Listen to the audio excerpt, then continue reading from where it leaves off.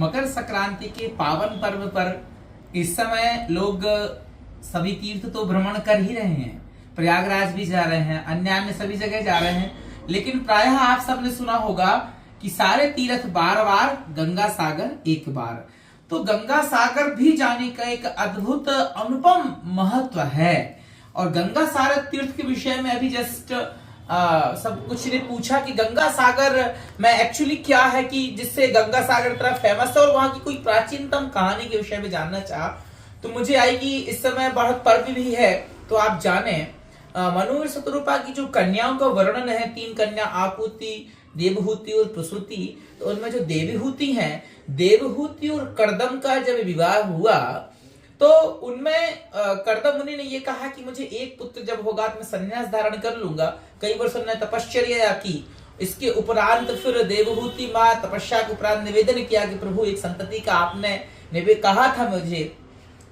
तो बड़ा दिव्य उन्होंने अद्भुत विमान उत्पन्न हुआ, बड़ी दास दासियां आई, बड़े दिव्य अद्भुत स्नापन से देवहूति तैयार हुई और फिर निकल जाते हैं दिग्भ्रमण के लिए और 9 देवियों का जन्म हुआ। इसके उपरांत कर्दम मुनि ने कहा कि अब मैं जाना चाहता हूं। तो देवहूति ने कहा कि प्रभु आप जाना तो चाहते हैं, लेकिन आपने कहा था कि एक बेटा होगा जो साक्षात नारायण होंगे।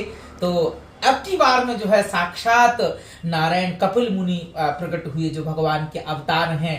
और कपिल मुनि ने फिर जन्म के ही उपरांत कर्दम मुनि तो चले गए तपस्या के लिए, और माँ देवहूति ने जो है कपिल भगवान से अद्भुत अनुपम जो है ज्ञान प्राप्त किया, जिसे सांख्य योग भी कहते हैं।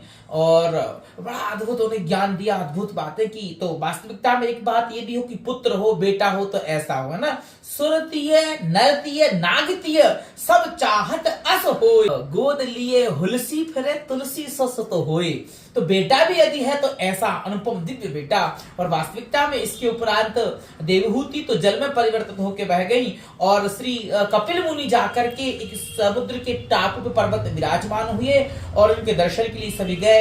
वही जो तीर्थ है जहां वे विराजमान हुए कपिल मुनि, वही तीर्थ है गंगा सागर।